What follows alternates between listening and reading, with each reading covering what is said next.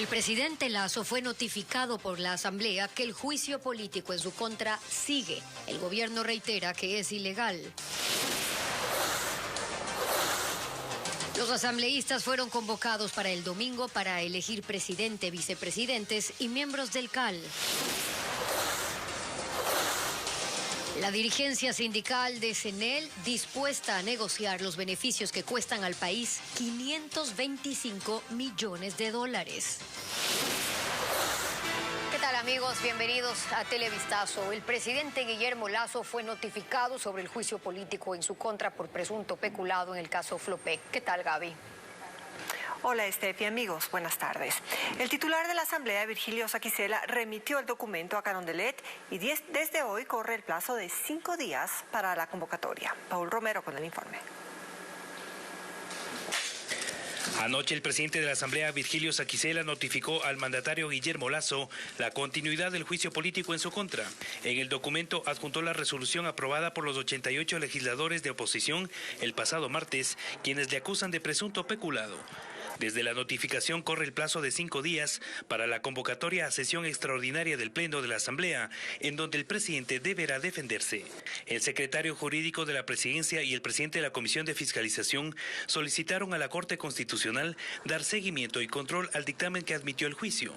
Consideran que los parlamentarios se extralimitaron al continuar con este proceso sin existir un informe motivado de la Comisión de Fiscalización. Se extrafacultaron y se fueron en contra del dictamen ciertos asambleístas, y ahí es cuando la Corte ya debería entrar a hacer seguimiento al dictamen. Sin embargo, la Corte no puede pronunciarse en este momento, porque el juicio político no ha concluido, ya sea por la censura o destitución o por el archivo. Lo aclara el constitucionalista André Benavides. Evidentemente estamos en una instancia y en una fase netamente política. Y aquí, más allá de las razones jurídicas que puede tener el presidente de la República, el secretario jurídico de la Presidencia, el foro jurídico, la academia, aquí lo que mandan son los votos. Lo que todavía puede presentar el presidente Lasso a la Corte es una solicitud de revisión del dictamen, con el argumento que existieron errores en la documentación sobre el presunto peculado en Flopec, pero el tiempo juega en su contra. El presidente de la Asamblea, Virgilio Saquicela, convocó al Pleno este domingo a las 10 de la mañana para la elección de autoridades del Legislativo y se mantiene la primera opción para ser reelecto. Patricio Díaz informa otros detalles de esa sesión.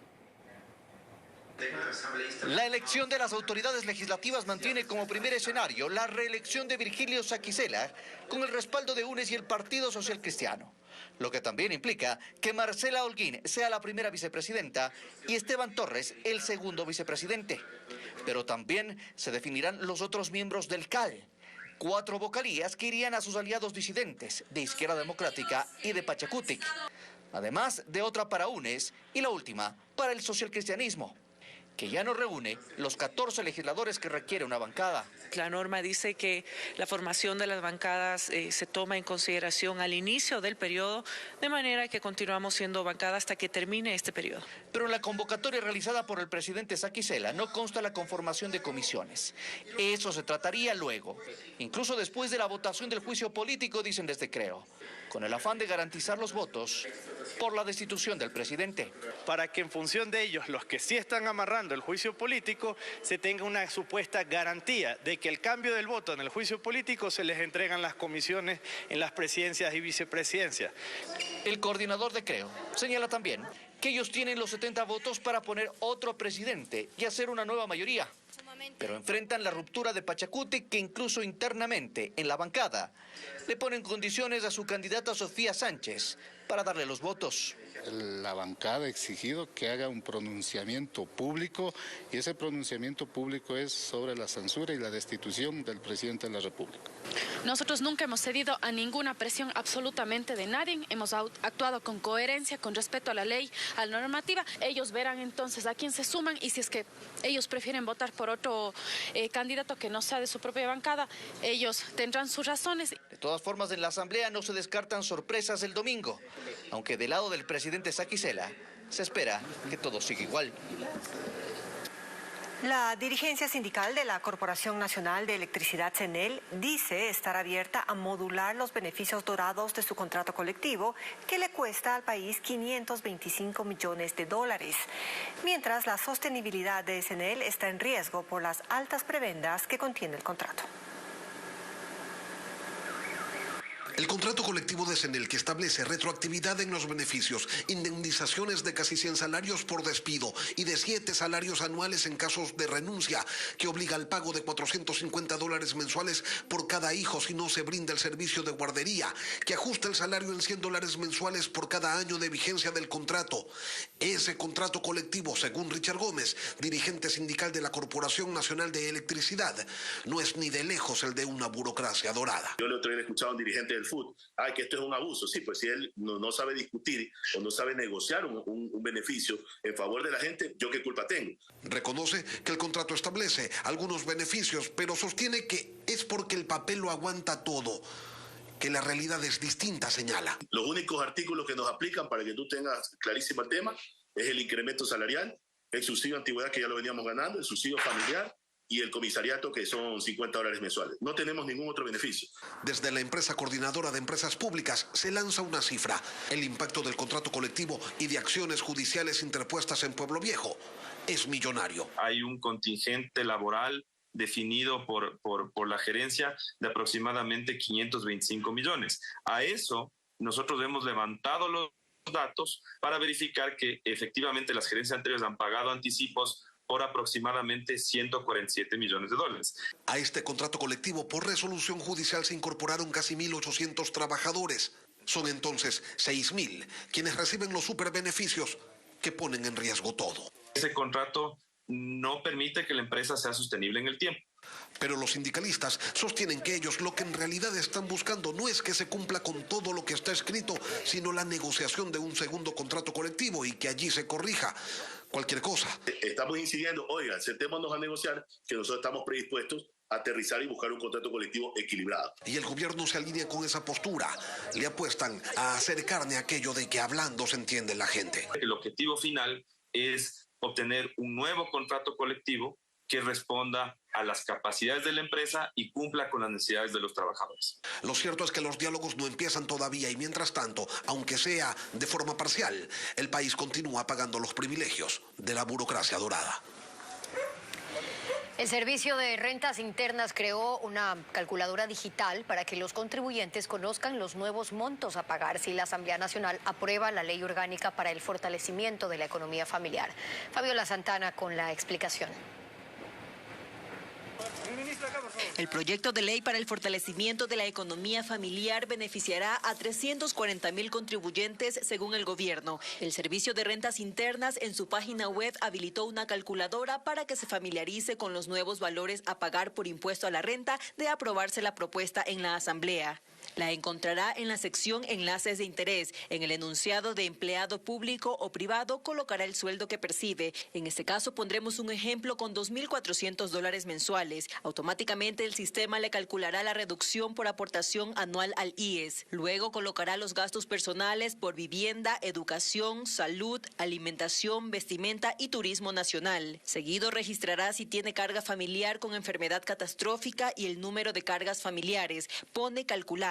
En este caso, alguien que gana $2.400 mensuales cancela $999 de impuesto a la renta. Con la nueva ley pasará a pagar $459, es decir, un ahorro de $540 en este ejemplo. Esto si no tiene cargas familiares, pero si tiene dos, no pagará nada. Quienes ganan $1.900 o menos con la nueva ley tampoco pagará nada. Las rebajas irán entre $960 y $2.700 de acuerdo al número de cargas familiares. Y los máximos a deducir entre $5.300 a $15.300, también de acuerdo a su carga familiar. Esta mañana la aplicación virtual registró intermitencia. El SRI afirmó que se debe a la gran demanda de usuarios que ingresa de forma simultánea.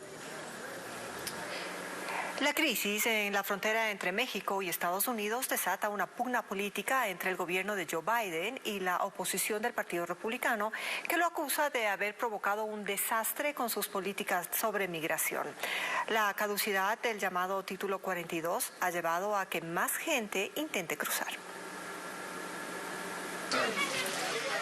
Desde los pasos fronterizos en California, pasando por los de Arizona, Nuevo México y Texas, el borde entre México y los Estados Unidos es mucho más activo desde anoche. Solo en Texas hay más de 100.000 personas intentando cruzar, muchos dispuestos a entregarse a las autoridades migratorias, esperando la posibilidad de tramitar el asilo. El alcalde demócrata de la ciudad de El Paso, donde han llegado a tener más de 3.000 inmigrantes deambulando por las calles, dice estar comprometido en dar un trato justo a quienes llegan, pero advierte: no sabemos lo que vendrá en una semana a partir de ahora. En cambio, el senador por Texas, Ted Cruz, del Partido Republicano, dice que lo que está ocurriendo es una invasión, que hasta 20.000 personas son detenidas cada día solo en un paso fronterizo, incluidos, dice, miles de ciudadanos chinos. Y para quienes no tienen un globo terráqueo cerca, dijo, China no tiene nada que ver con nuestra frontera sur. Aún así, miles pasan todos los días, traídos por traficantes asociados a carteles mexicanos de las drogas. Acusa directamente al gobierno de Joe Biden por el manejo de la situación migratoria, pero el Departamento de Seguridad Nacional ha insistido en que quienes crucen ilegalmente serán deportados y solo admitirá a quienes inicien el trámite de asilo antes de llegar a las fronteras, condicionándolos además a un chequeo de antecedentes.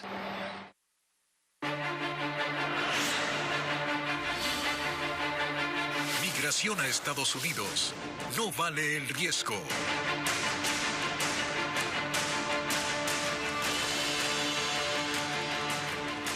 Para miles de migrantes, quedarse en México no es una opción frente a las nuevas políticas migratorias de Estados Unidos. A la puerta 36, en la mitad del muro fronterizo, llegan miles de migrantes tras largas caminatas. Con imágenes de Francisco Cepeda, Hernán Higuera informa.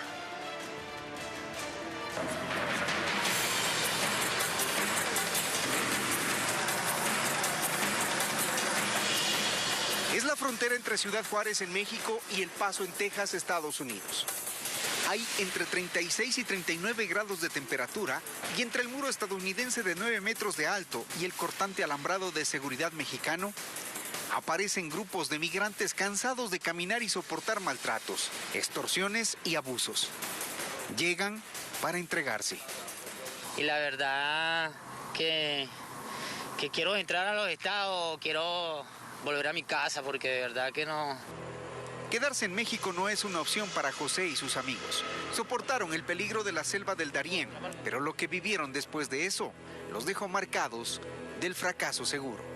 Me hablaron del peligro de la selva, pero el peligro de la selva no fue nada comparado con México. Y aquí en México, bueno, es condeno, la migración, saber con quién vas a tratar, saber qué vas a decir, saber qué vas a hacer, porque aquí en México es otro nivel. La entrega la hacen en la conocida Puerta 36, aquella puerta que les es ofrecida por los coyotes como el ingreso hacia la posibilidad de legalizarse. Nada más falso que eso. Si deciden cruzar la frontera, entre medio de las puertas de entrada, como aquí, es ilegal.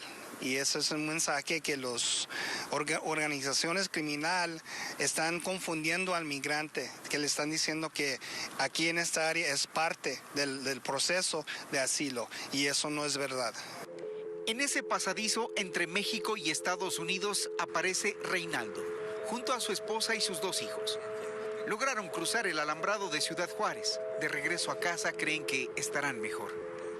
No hemos tenido mayor problema con las autoridades, pero con los carteles sí. Porque los carteles no permiten que uno se acerque o que uno llegue a los portones a uno a pedir una ayuda o algo. A todos los inmigrantes que veían por ahí le llegaban y le decían que lo iban a matar, que lo iban a secuestrar, que lo iban a empezar a picar en pedacitos y cosas así. A mí me golpearon. Mientras Reinaldo y su familia se registran, otros migrantes piensan qué pasará tras cruzar la Puerta 36. Las nacionalidades más comunes van a ser mexicanas, ecuatorianas, venezolanas, guatemaltecas y nicaragüense. Y lo que pasa es que deben despojarse de todas sus pertenencias, quedarse con lo que traen puesto porque lo demás irá a un basurero por razones sanitarias. Son artículos que pueden agarrar un tipo de hongo o humedad. Solamente se le permite quedarse con cosas de valor. En la puerta 36 son familias y grandes grupos de migrantes que prefieren no seguir. Declinan el llamado sueño americano a la espera de consideraciones migratorias como el asilo o el refugio. Algo que por el acceso ilegal, como se verá en el siguiente informe, se vuelve una garantizada batalla perdida. Mañana en Televistazo de las 19 horas le vamos a contar historias de migrantes que han sobrevivido en su intento de cruzar la frontera entre México y Estados Unidos. También pueden seguir estos y otros especiales, recuerden, de Televistazo en ecuavisa.com.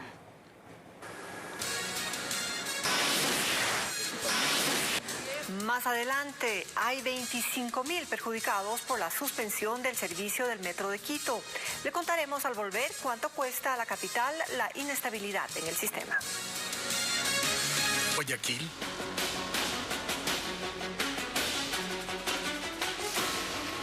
$1,113 empleados aumentaron en el municipio de Guayaquil durante la administración de Cynthia Viteri. Pese a que el 76% del presupuesto se usó en obra pública, los guayaquileños cuestionan el gasto del dinero. Fernando Terranova con el balance. 3.195 millones de dólares es lo que ha desembolsado Cynthia Viteri durante su administración 2019-2023. El dinero gastado por el municipio se reparte así: 2.454 millones de dólares en obras públicas y proyectos sociales, 292 millones en servicios a la comunidad y 448 millones de dólares en gastos operativos. A obras públicas fue el 76% de los desembolsos. Pese a ello, lo que deja Viteri es una ciudad que se sigue inundando con cada lluvia fuerte, calles llenas de baches, grandes obras inconclusas y un congestionamiento vehicular sin solución.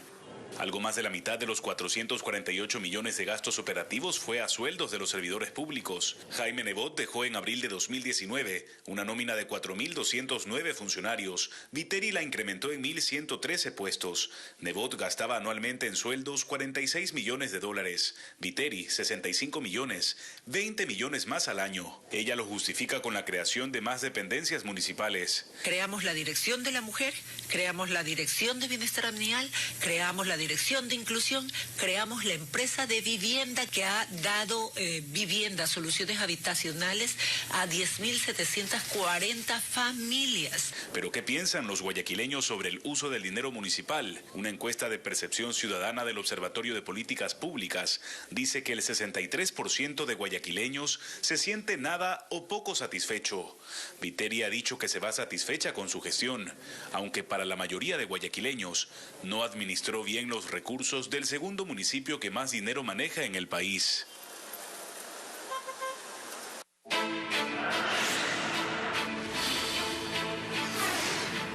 ¿Cómo queda Quito? En Quito, la ejecución del presupuesto municipal se redujo en los últimos 4 años y pese a la necesidad de obras, la gestión no fue eficiente en el manejo de los recursos. Alex Ceballos muestra cómo los alcaldes Yunda y Guarderas utilizaron esos montos.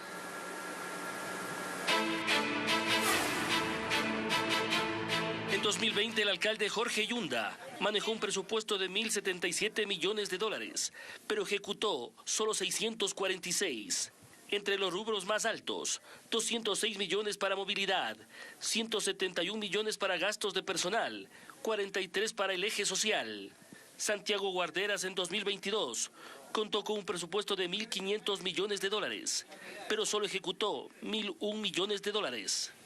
320 para movilidad, 186 para gasto de personal, 173 para gasto social.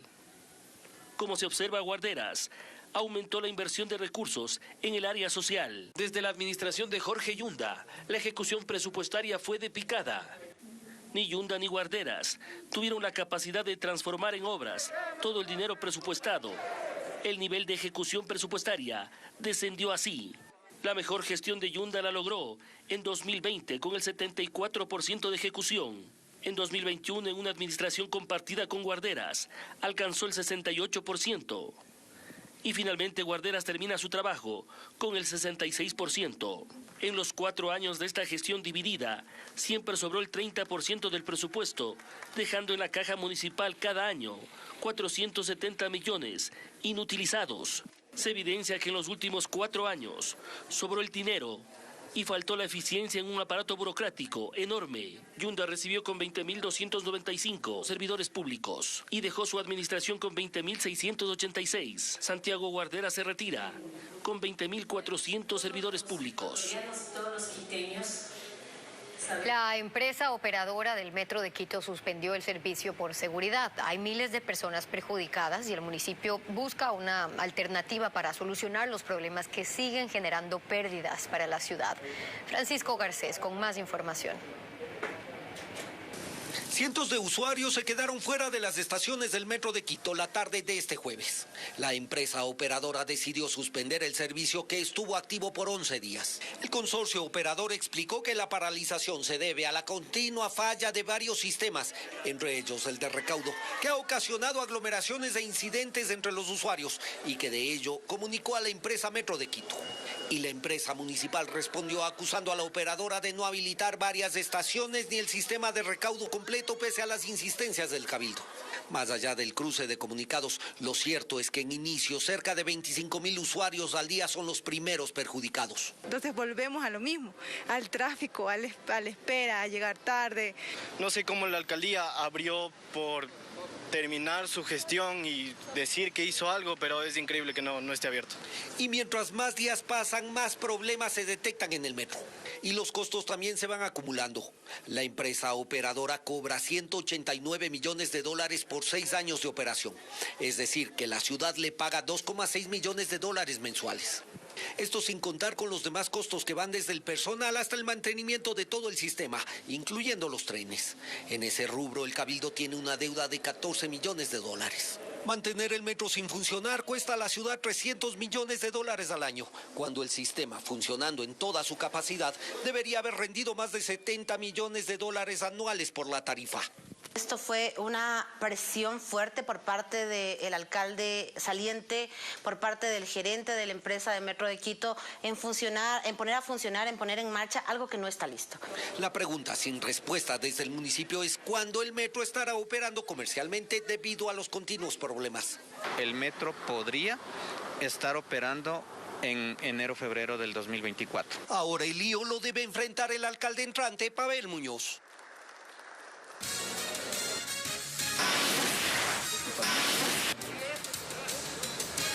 Hacemos una nueva pausa y más adelante en Televistazo.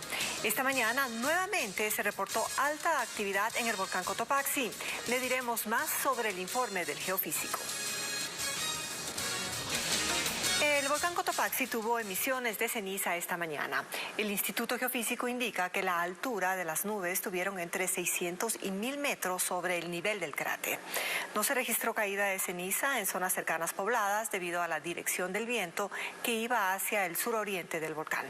Las últimas evaluaciones aéreas indicaron que pese a un incremento en la actividad en los últimos días, no es necesario el cambio de alerta en el Cotopaxi. Un policía vestido de civil fue asesinado por delincuentes durante un asalto en Quevedo, en Los Ríos. Horas después, pero en Guayaquil, un agente abatió a un ladrón cuando intentó robarle. Tenemos un resumen de los casos. La Policía Nacional nuevamente está de luto tras el asesinato del sargento segundo Hugo Medardo Cabezas Arteaga. Él murió tras recibir un disparo en la cabeza durante un intento de robo. El hecho ocurrió la tarde de ayer en la parroquia Venus del Río, en Quevedo, cuando el agente se dirigía a su trabajo en la unidad de vigilancia comunitaria. No vamos a parar hasta encontrarlos. Están activadas todas las unidades de investigación que tiene la Policía Nacional a fin de ubicar a estos delincuentes. Con este hecho, las muertes violentas en Quevedo suman 238. Durante la noche, en el noroeste de Guayaquil, un policía abatió a un delincuente que intentó, junto a 2 hombres, robarle cuando manejaba su carro por el sector de la entrada de la 8. El policía, al ser asaltado y al ser apuntado por el delincuente directamente con el arma, el policía hace uso legítimo de su arma tras ese ataque inminente. En su cuenta de Twitter, el ministro del Interior, Juan Zapata, respaldó a la gente y dijo que ante amenazas letales, respuestas letales. El sospechoso abatido aún no ha sido identificado y los uniformados buscan a sus cómplices que huyeron tras el hecho. La única sobreviviente del accidente y estallido de una avioneta en la parroquia Shell, en la provincia de Pastaza, murió luego de 3 días hospitalizada. La víctima es Mayra Huarochico Chuctilán, una enfermera rural quien viajaba en la aeronave siniestrada junto a la doctora Liliana Torres y el piloto Sebastián Pozo.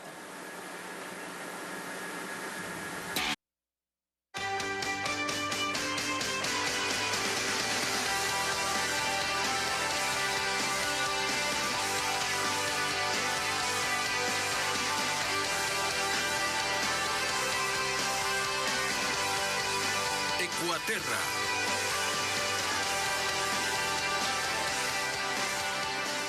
Hoy en Ecuaterra presentamos un proyecto de reciclaje en Tungurahua. Papel y cartón son reutilizados en nuevos objetos que incluso tienen semillas en su interior. Carla Delgado muestra esta novedosa iniciativa. El reciclaje de papel en el cantón Patate, en Tungurahua, de a poco se vuelve un hábito entre sus habitantes. Esteban y Mayra, una pareja de ecologistas, llegaron a esta zona en pandemia. De este cantón salen a diario cerca de 20 toneladas de basura. La mitad es papel y cartón. En vez de ser aprovechado, se está acumulando y ocupa más espacio en los botaderos. En este taller es en donde el papel usado se transforma. Primero lo revisan de forma minuciosa. Luego lo humedecen antes de que pase por esta máquina trituradora que extrae la pulpa. Se coloca en estas estructuras. Lo prensan hasta que llega finalmente al cuarto de secado. Necesitamos más o menos unos 5 a 6 hojas para hacer una hoja de papel artesanal con semilla. Con este papel hacen agendas, libretas, invitaciones y hasta postales. Pero ellos fueron más allá y se propusieron darle un tercer uso, incluso crear vida. De allí nació el papel semilla. La idea, dicen, es que se degrade en la tierra, por lo que dentro del proceso incluyeron semillas. Para que sea viable, nosotros hacemos que el tiempo del proceso de elaboración de papel y de secado sea lo más rápido posible. Todas las semillas que tenemos en nuestro catálogo siempre han pasado por un proceso prensado de humedad y de secado. ¿Pero qué tipo de semillas ustedes utilizan? Usamos semillas de fácil germinación, como de hortalizas, de albahaca, lechuga, tomate, pimiento, ají o flores como esta hermosura. El objetivo es que este papel reciclado tampoco termine en la basura después de su uso. El papel se transforma en una planta. Y hoy les quiero mostrar cómo se ponen semillas. Desde entonces enseñan a los más jóvenes a darle un nuevo uso a este material, pero además sembrar para retribuir en algo lo que generan las grandes empresas que fabrican papel, porque su producción representa aproximadamente un 35% de la tala de árboles en todo el mundo. Se proponen a diario enseñar a las nuevas generaciones que reciclar es una de las mejores formas para contribuir con el planeta. Con su celular, escanee el código QR que aparece en pantalla. En ecoavisa.com está el paso a paso de cómo reciclar papel en su casa. Comparta este enlace con sus amigos. Podemos salvar al planeta juntos. ¿Y cómo ha cambiado el rol de una madre? Mujeres de 3 generaciones cuentan sus experiencias. El hogar y la crianza de los hijos han ido de la mano de su desarrollo personal y profesional.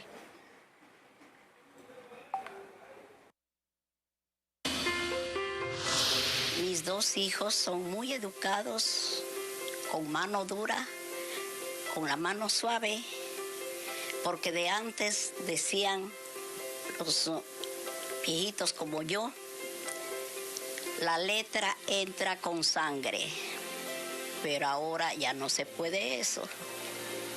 ¿Qué quiere decir eso? Quiere decir que el padre, la madre, teníamos derecho de exigir a nuestros hijos que sean buenos, humildes, dóciles, trabajadores, y eso era y estudiantes. Eso era todo. Que antes había bastante respeto y bastante amor, porque los hijos nos amaban, los hijos nos querían. El Día de la Madre para nosotros era una alegría, como decir, una comida excelente, grande. Caramba, era lo mejor el Día de la Madre. Y nosotros el Día de la Madre, porque todos los días, mamita, buenos días, mamita, buenas tardes, el abrazo, el beso, que ahora ya no existe. Mi hija y yo tenemos una relación muy cercana, pero siempre ella es mi hija, la mamá soy yo. Hay muchas personas que dicen, no, mi hija y yo somos amigas. No, no somos. Yo soy la mamá, ella es la hija. Entonces, mis reglas. Hasta a mí me tocó el zapatillazo y la jalada de la mechoneada de pelos de la mamá. Para ella, su peor castigo, bueno, cuando estaba pequeña, como adolescente, quitarle el internet. Hay mucha inseguridad y sí me da miedo. Yo siempre que ella sale, la bendición, siempre le estoy, hasta ahorita. O sea, por eso digo, nosotras nunca dejamos de ser mamás. Una mamá no duerme hasta que el hijo llega a la casa. Hoy las mamás como yo ahora necesitamos trabajar para poder ayudar en la casa para nuestros bebés. Ahora, por ejemplo, las mamás jóvenes, como en mi caso, no los retamos, porque siento que si yo la voy a retar, mañana me va a decir que soy mala. Ahorita ir a la tienda ya no es recomendable, porque por aquí también han pasado bastantes casos de que uno medio sale a comprar y si no hay balas, hay robo. Entonces yo no confío ahorita en enviarle en una tienda a comprar a la que tiene 8 años, a mi niña. Me regalan felicidad, me regalan alegrías, me regalan chistes porque ella es muy chistosa. Y sí, es bonito ser mamá y no me arrepiento de haberlo sido joven.